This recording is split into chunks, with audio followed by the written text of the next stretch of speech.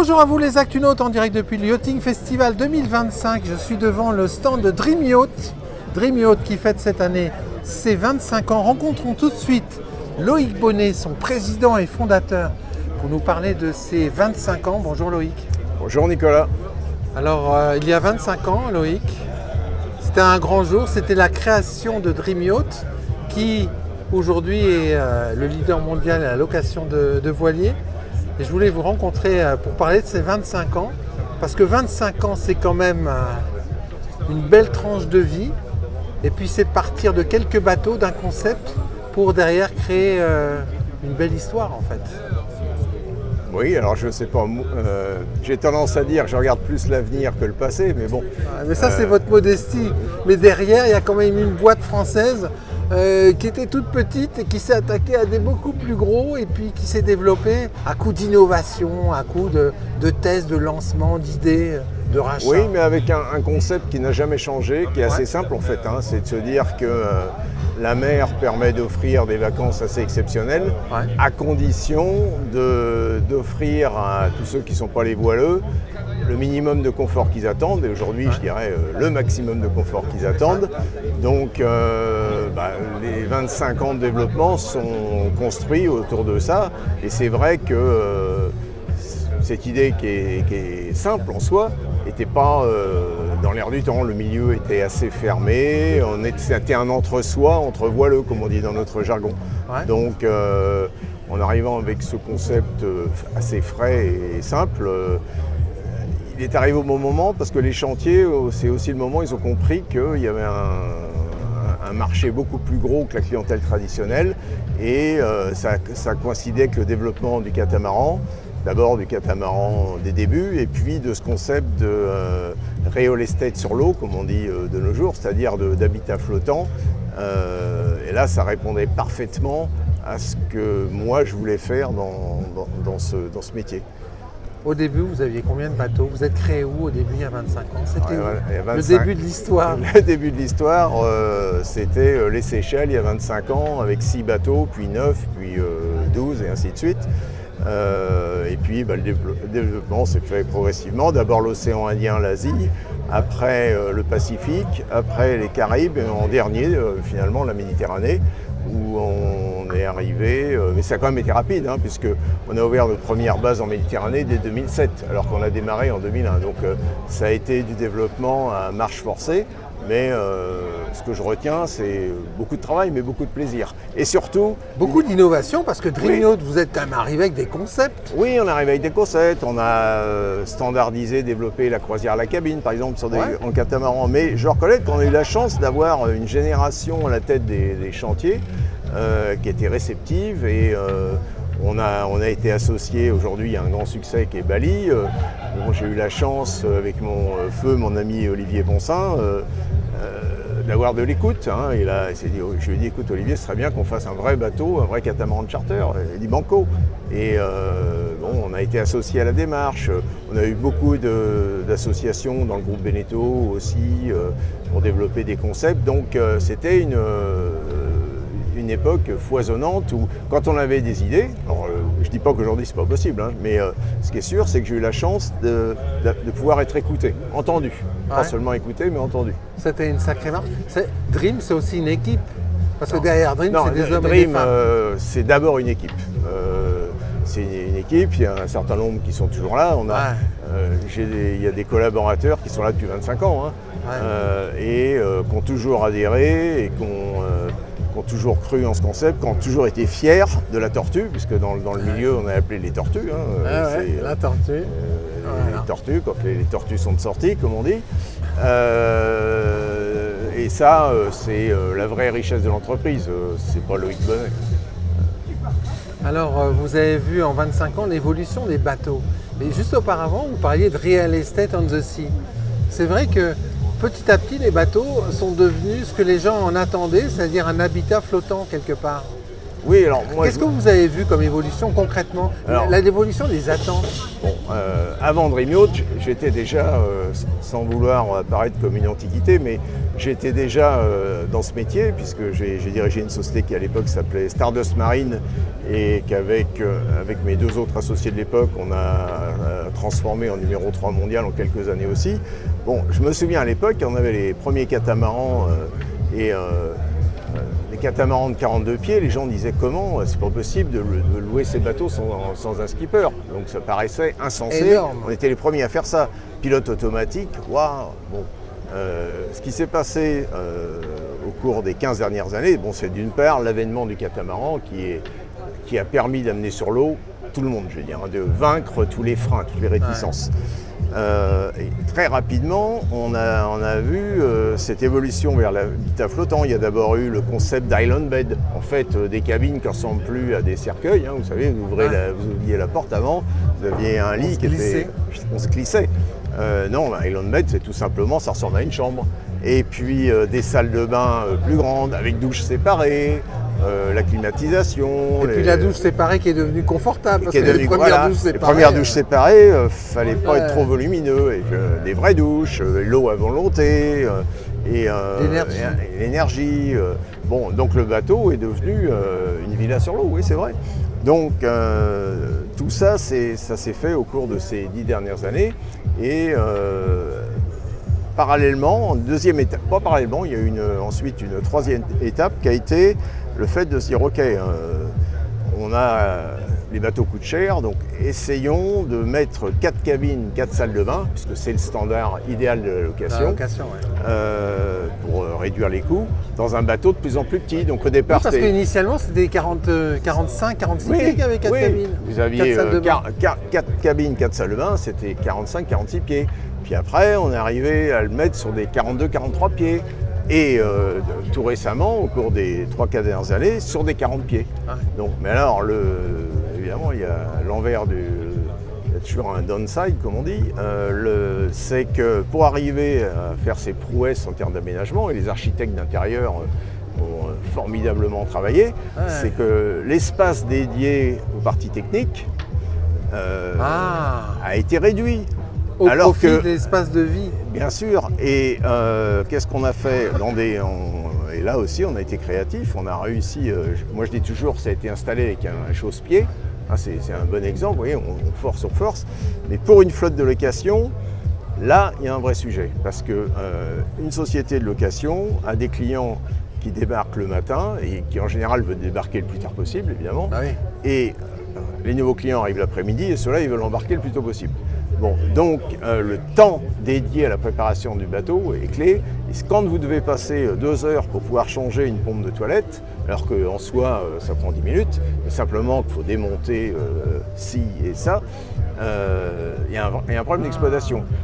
On a aussi privilégié le cosmétique, souvent sur la qualité. Je parle des équipements, c'est-à-dire qu'on a l'obsolescence programmée dans notre domaine, ça existe. Alors c'est peut-être pas conscient, mais malheureusement les matériels ont des durées de vie plus courtes. Donc c'est aussi des bateaux qui coûtent plus cher à entretenir, des maintenances plus complexes. Et à l'heure où le prix des bateaux a quand même beaucoup augmenté au cours des dernières années, là c'est un vrai sujet. Donc je pense qu'on a atteint en termes d'aménagement des bateaux, optimisation de l'espace, on a atteint le point ultime. Et là, il faudrait basculer. Peut-être revenir à accepter que pour avoir 4 cabines, 4 salles de bain, il faut un bateau de 45 pieds. Ouais. En revanche, plus simple d'un point de vue plus simple maintenance. Et on n'a pas besoin, probablement que 50% des fonctions que ça sur les bateaux ne servent pas, en tout cas pour la location. Donc pourquoi les avoir, vous voyez? Il y a eu une course à l'équipement, la tendance que vous voyez ou vous anticipez, vous, ce serait vers une simplification, plus de facilité d'entretien au quotidien? 3 points. Simplification, durabilité et modularité. Modularité, ça veut dire quoi? Modularité, c'est de pouvoir, à la fin de la période d'exploitation en location, transformer le bateau en version propriétaire. C'est-à-dire 4 cabines, 4 salles de bain, faire un 3 cabines. Un 3 cabines avec une coque propriétaire. Pourquoi? Parce que sur le marché de l'occasion, la demande est beaucoup plus importante, que le prix moyen une version propriétaire est supérieure et pas de 3%, c'est 10 à 15%. Donc c'est un bon moyen d'améliorer la rentabilité du produit. Hein. La durabilité, c'est quoi? C'est des équipements qui sont conçus pour durer plus longtemps, donc on peut exploiter plus simple. Et le corollaire de ça, c'est qu'on puisse avoir une durée de vie plus longue avec un refit du bateau intermédiaire au bout de 4-5 ans. Un peu comme dans le fluvial, parce que dans le fluvial, les bateaux durent 20 ans à peu près en flotte. Oui, ou dans les bateaux de croisière. Hein, eux, ils ont des vies avec plusieurs refits. 50 ans et puis exactement. Un refit tous les 10 ans. C'est pas possible. Donc, ce qui veut dire que finalement, il faudrait développer des bateaux dédiés à la location avec vraiment ces points en ligne de mire. Et le refit, effectivement. Et avec, on n'a pas besoin non plus d'une multitude de modèles. Une flotte de location devrait pouvoir avoir 3 tailles de bateau. 3 tailles? Oui, ça suffit. Donc 38 à 60 pieds? 38, on a un problème aujourd'hui, c'est que nos coûts d'exploitation, marina, maintenance, ont beaucoup augmenté, que la rentabilité des petits bateaux est difficile. Ouais, donc, pour les mettre en gestion et pour que ce soit plutôt rentable démarrer à 41, 42 pieds, 45 à 47 et un flagship à 50, 52 pieds. Alors après, vous avez aussi un autre marché pour vous, c'est la croisière à la cabine, et là c'est les 60 pieds plutôt. Alors, croisière à la cabine, là, bon, la notion de taille joue moins. C'est vrai qu'aujourd'hui, la bonne taille, c'est 6 cabines, 6 salles de bain, et c'est entre 55 et 65 pieds, quoi. Et là, c'est pareil, pour faire la croisière à la cabine, on n'a pas besoin de bateaux faits pour une utilisation intensive. On n'a pas besoin d'avoir, entre guillemets, le plus beau bateau du monde. Il faut qu'il y ait le confort, c'est-à-dire que ce soit fiable. Il faut qu'il y ait de la climatisation, de l'eau à volonté, et qu'il faut que tout ça fonctionne. Ouais. Alors si on revient sur ces 25 ans à la tête de Dream Yacht, le plus beau succès? Le plus beau succès pour moi, c'est notre implantation et notre développement à Tahiti, qui est aujourd'hui une de nos pépites, où on a tout réussi. On a réussi, au départ j'avais racheté une petite société qui faisait de la croisière à la cabine, qu'on a vraiment développée, Archipel Croisière. Donc c'est devenu, avec la Martinique, notre première destination de croisière cabine. Ouais. Et parallèlement, on a développé une flotte de location bareboat, qui là aussi... bareboat, c'est des bateaux sont disponibles avec ou sans skipper, qui rencontrent un très beau succès. C'est là où nous avons nos taux de remplissage les plus élevés. Et réussite aussi parce que l'image de la société, on est très en interaction avec les autorités locales. Et ça, j'aime bien. Ouais. On emploie autorités et population. 90% de nos équipages sont locaux, tahitiens. On se fournit exclusivement, par exemple le poisson, on achète qu'aux pêcheurs, etc., etc. On a la chance d'avoir une vraie intégration locale, on est vraiment inséré, on innerve le tissu local. On a un responsable de base qui fait un travail merveilleux et depuis de longues années. Et là, pour moi, c'est ma plus grande fierté. Alors ensuite, allez, le plus gros flop, le plus gros échec. Facile, là, hein. Plus gros échec, allez, je vais dire les Aqualodge, qui était un concept auquel j'ai cru, je crois toujours d'ailleurs, mais bon, on n'a pas eu de chance, on a lancé... Parce que l'Aqualodge, rappelons ce que c'est un habitat. Alors l'Aqualodge, c'est un habitat flottant, alors c'est un bateau, mais le concept, c'est qu'il ne navigue pas. Donc en fait, on s'adresse à une clientèle, ça ressemble à un petit appartement sur l'eau, et on en a en Guadeloupe et en Martinique. Donc en Martinique, ils sont, pour ceux qui connaissent, dans la baie du Marin, en face Sainte-Anne. Donc là, l'idée c'était de dire, on va attirer sur l'eau ceux qui sont encore réticents à naviguer. Comme ça, c'est une première étape, et puis peut-être qu'après partir en bateau. Envie de... Voilà. Bon, malheureusement, on a lancé les Aqualodge Je me souviens, l'inauguration a eu lieu la veille de l'entrée lorsque la France a été confinée. Ouais, c'est vrai. C'était vers le 19 mars et je crois que le confinement a démarré le 20 mars là, en 2020. Donc après on a connu 2 années de galère et quand on est sorti du Covid, bon, il y avait d'autres priorités chez Dreamyacht. Il fallait vraiment faire repartir la société.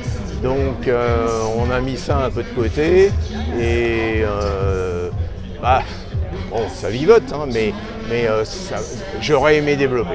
Et j'ai échoué. Donc ça pour moi c'est ce qu'il y a de plus marquant. Après, déception. Une déception, oui, parce que ça c'est un échec et une déception. Un projet sur lequel vous êtes beaucoup impliqué et qui finalement a fonctionné, mais beaucoup moins que ce que vous pensiez. Alors je dirais le concept du Sunloft qu'on a développé avec le groupe Beneteau, avec Jeannot. C'est un bateau qui est génial, c'est un monomaran. Exactement, qui permet d'offrir les avantages du catamaran sur une structure de monocoque, donc à un coût bien moins élevé. Et là on visait une clientèle plus jeune, alors qu'on a trouvé, hein. Et là c'est pareil, ça a été lancé 1 an ou 2 avant l'arrivée de la crise Covid. Donc bon, quand on est sorti de la crise Covid, les chantiers ont connu un vrai boom. Là, je pense que ce n'était pas leur priorité de s'occuper de la production des Sunloft. Donc aujourd'hui, on a toujours des Sunloft, ils sont loués, mais on n'a pas développé le concept. Ouais. Et là, je suis déçu parce que j'ai l'impression d'avoir fait la moitié du chemin. Et ça, j'aime pas. Ah ouais, pas vous, hein? Pas moi. Pas Loïc Bonnet, hein, il faut tout faire. Hein. Alors, une synthèse pour vous sur ces 25 ans. Vous avez vécu 25 ans, développé la boîte, partagé le quotidien avec toutes ces belles équipes. Quelques mots sur cette aventure, pour la synthétiser. La synthétiser, pour moi, c'est d'abord une aventure effectivement humaine. On a commencé, on était peu nombreux, les troupes ont grossi, je dirais c'est l'enthousiasme, moi, que je retiendrai comme l'enthousiasme, parce qu'à chaque fois que j'arrivais avec un projet, j'ai coutume de dire que les réunions de management, on allait prendre un café ou une bière selon l'heure de la journée, et en une demi-heure, on balayait tout et on avait un projet, et après rien ne nous arrêtait. Ouais. Et les tortues, quand les tortues faisaient bloc, c'était... Tortues ninja, là. Et voilà, il n'y a rien qui arrêtait les tortues. Ouais. Comment vous voyez Dream dans, alors on va pas dire 25 ans, mais dans 10 ans, votre rêve? Dans 10 ans, comment je vois Dream? Je pense que Dream aura évolué vers le bateau dont je vous parle. Aujourd'hui, on a 40% de nos locations. Je ne parle pas des croisières à la cabine qui sont sur des bateaux qui sont de facto qu'équipage, mais notre flotte de bateaux disponibles sans équipage, non, en réalité, 40% des contrats de location se font avec un skipper, voire un skipper et une hôtesse. Ouais. Donc je pense que ce pourcentage va monter à 70%, qu'on aura une flotte constituée, aujourd'hui on est à 55-60% de catamarans, on sera probablement à 85 ou 90, avec une offre aussi plus packagée, c'est-à-dire que quand vous réservez le bateau, vous aurez déjà l'expérience qui inclut la visite de la forêt tropicale à la Dominique si vous êtes aux Antilles, la plongée, vous voyez, qu'on aille encore plus loin dans le produit touristique, dans le package. Dans le package, il y aura le bateau. Il y aura l'expérience. Le bateau, c'est un support.